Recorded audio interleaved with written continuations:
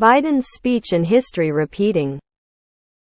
From what I just saw, Biden invoke the same vibes Roosevelt did in the late 30s prior to the American entry into World War II. No commitment of American troops abroad, but yet pledging insane amounts of aid. Anybody else feel the same? Do you believe Roosevelt would still have inserted America into the war if we hadn't been directly attacked? Maybe, but I doubt it. I think it's more likely this was just a primer to get us ready for more billion-dollar aid packages. As a non-American who studies geopolitics in university, I disagree. I think the only war Biden is willing to get into is the one against a Chinese annexation of Taiwan. This is why he wants to help Ukraine financially so that Russia's too weak to invade any NATO countries afterwards. US doesn't have any mutual defense obligation towards Israel, but if all the Iranian proxies attack in unison, Israel may be overwhelmed and the outcry from the public will be too great for Biden to ignore, roping America once again in a conflict in the Middle East. It was a good speech. My opinion is that sending a message now through the continuous provision of aid to Ukraine reduces the likelihood of increasingly hostile actions that could precipitate pulling the U.S. into a larger conflict. How can Reagan's party be against sending aid to Ukraine? How can conservatives simp for Russia and Putin? Makes no sense as a student of history. I heard Biden's speech about Israel was 80 about Ukraine instead. Is this true? Remember when the left went nuts for Trump spending money without specific congressional approvals? Pepperidge Farms remembers. Trump is going to force us into WW3. Dems, 2020.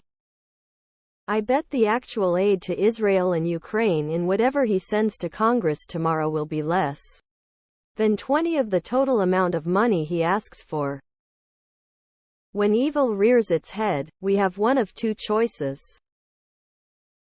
Remember that Biden is an empty husk. He isn't invoking anything. Someone may be, but not Biden. Nah, we're just sending weapons to people fighting Russia, like we did in Afghanistan, before they turned those same weapons against American soldiers. I'm sure it'll be a good idea this time, though. Only way this country knows how to lead currently is writing a check. One thing politicians do great is war. This guy clearly excels at it and comes off crystal clear, while he stumbles around for everything else. Not to say I don't support aid, especially to take out terrorists, but more so that I don't support politicians who are so good at war. Given my absolute seething rage I have towards FDR, I'm actually low-key kinda surprised I never noticed this. I thought this was about his stutter. WWII is inevitable at this point. Better fire up the draft now. We got a lot of fat bodies to whip into shape before we start bombing new brown people. Biden's hard left handlers would never allow troops to go up against Hamas or Hezbollah. God forbid. But I believe it will take a massive attack on the US for us to go in 110 against Iran. Russia pick one and its terrorist buddies. We are seeing the start of WWII. POS wants to send US dollars to support the Israeli dictatorship. I'm tired of paying taxes for this BS.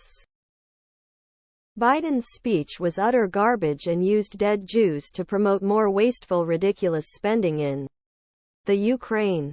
Entire Demoncat party is filth. Biden is a corrupt, crooked POS. I think the term insane amounts of aid is a bit hyperbolic. While a $100 billion sounds huge, it's really 0.14 of our budget. And last I checked, our entire foreign aid budget is around 0.89 of the total budget. We are far away from a WW3 level of involvement. Don't forget Britain going broke during WW2 is the inflection point for this very incident. Biden looks like he could kick the bucket at any moment. Lord help us if that happens. Once Kamala takes over, we'll be referring to these as the good old days.